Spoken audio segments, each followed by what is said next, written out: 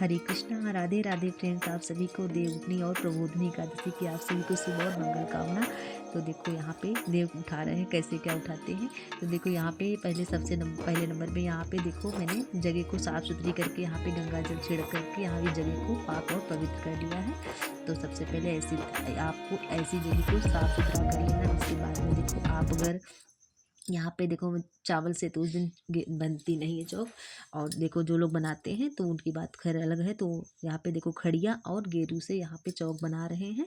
तो सबसे पहले जो लोग 1 तारीख को करेंगे तो वो लोग 1 तारीख को शनिवार के दिन देव उठा सकते हैं। और जो लोग 2 तारीख को एकादशी का व्रत रखेंगे तो वो लोग 2 तारीख को मना सकते हैं। तो लेकिन हम जो है 2 नवंबर को ही एकादशी का व्रत रखेंगे, तो उसी दिन ही देव उठाएंगे। अगर आप 1 नवंबर को व्रत रख रहे हैं शनिवार के दिन तो आप 1 नवंबर को देव उठा सकते हैं। और नहीं तो जो लोग 2 नवंबर को व्रत रखेंगे, क्योंकि पूजा पाठ व्रत करके ही किया जाता है, तो 2 नवंबर को ही देव को उठाएंगे।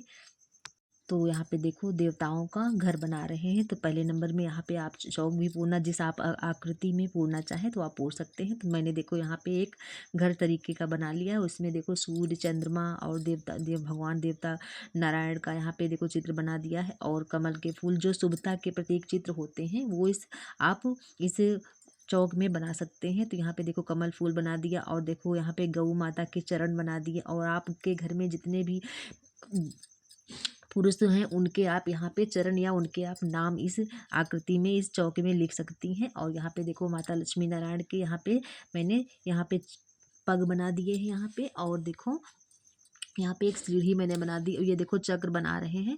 तो ये कहते हैं चक्र योग माया का चक्र है। तो और जिसमें मनुष्य पूरे सारा जन्म उसका बिंधा बिंधा भौरे की तरह इस तरीके से घूमता रहता है, उसी में उसका सारा जीवन बीत जाता है। और अंत समय में उसको हरि की याद आती है, क्योंकि बिना हरि की याद किए उसका उद्धार और मोक्ष नहीं होना है। तो इस तरीके से यहाँ पे देखो पूरी चौक, यहाँ पे एक सीढ़ी भी बना ली थी।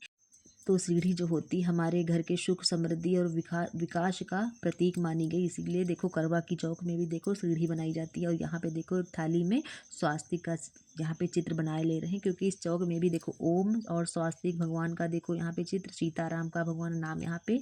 और देखो यहाँ पे गेरू की मैंने टीके 5 रख दिए थे देवी देवताओं को विराजमान रूप में। और देखो यहाँ पे फिर अब पूजा शुरुआत करते हैं। तो देखो यहाँ पे जो मौसमी फल साग सब्जियाँ होती हैं वो इस पूजा में आपको यूज करना है। और ठाकुर जी को विराजमान कर लेना है, क्योंकि साक्षात नारायण की ही पूजा है। क्योंकि हम लोग बचपन से इसी तरीके से देखते आ रहे हैं, ऐसे ही हमारे सबके यहाँ पूजा होती है। तो यहाँ पे जैसे शकरकंद हुआ, मूली हुआ, अमरूद हुआ, केला हुआ, मूंगफली हुआ, और जैसे तिल से बनी हुई चीज़ें इसमें आपको रखनी, गुड़ हुआ, और गन्ने का मंडप बनाया जाता है। तो हमारे पास इस समय गन्ना नहीं था, लेकिन जब देव उठाएंगे तो बाद में पूजा में फिर मंगा लेंगे। तो यहाँ पे देखो ऐसे यहाँ पे इन सब चीज़ों को एक थाली में आपको और भगवान नारायण के ऊपर यहाँ पे चौक पे रखना है। तो यहाँ पे सबसे पहले यहाँ पे आसन रखने के लिए यहाँ पे तिल का यहाँ पे इस्तेमाल कर रहे हैं। तो तिल का आसन रख के और सभी यहाँ चीज़ों को एक पास में एकत्र करके थाली में रख दिए हैं।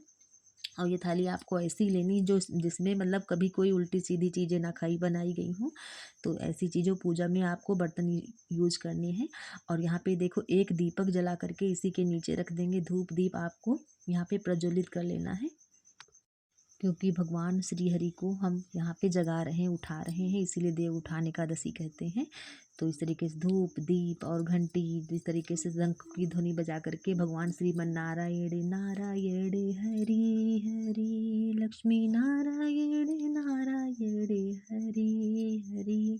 तो इस तरीके से कोई भगवान का नाम जप करते हुए आपको देव को उठाना है। तो यहाँ पे एक उसी थाली को यहाँ पे स्वस्तिक बना लिया था, तो यहाँ पे इस पे ढक दिया और एक दीपक जला करके यहाँ पे रख दिया। और देखो इस दिन जो है 5 दीप 7 दीप अलग से आप जला करके चौक पे रख लेंगे। बाद में ये दीप आप जैसे आंवला में हुआ या समी पेड़ में तुलसी जी में आप ये दीप रख सकते हैं।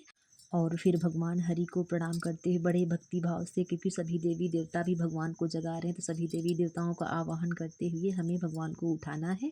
तो इस तरीके से देखो पूजा कर रहे हैं, तो आप भी करना। और देखो कैसे आपको तुलसी जी की पूजा विवाह कैसे शालिग्राम के साथ करना है। अगर आपके यहाँ शालिग्राम हो तो शालिग्राम से भी उनका विवाह करा सकते हैं। अगर नहीं है तो आप भगवान विष्णु की कोई भी प्रतिमा या ठाकुर जी को विराजमान करके, क्योंकि ठाकुर जी भगवान विष्णु का ही रूप है, तो अवतार है, तो इसीलिए उनकी वो विराजमान करके आप पूजा कर सकते हैं उनको भी पाटे पर। तो ठाकुर जी के लिए आपको विवाह के लिए पीला कपड़ा, जनेऊ और और माता तुलसी के लिए उनका श्रृंगार का सामान, लाल चुनरी और जितना साज श्रृंगार में लगता है पूरा, लाली लिपस्टिक, सिंदूर, चूड़ियाँ, मतलब शुभता के प्रतीक जो सुहागन औरतों के होते हैं, वो सब सारे सामग्री आप पूजा विवाह में आप तुलसी माता के लिए, भगवान विष्णु के लिए और जनेऊ की जोड़ी भगवान गणेश जी के लिए भी आप ले लें। तो ये पूजा की सामग्री हो गई। और भगवान को उठाते हैं तो आपको जो भी श्रद्धा भाव से भजन आते हो तो वो गाइए, नहीं तो देखो हम भी गा रहे हैं इस तरीके से, आप भी गा सकते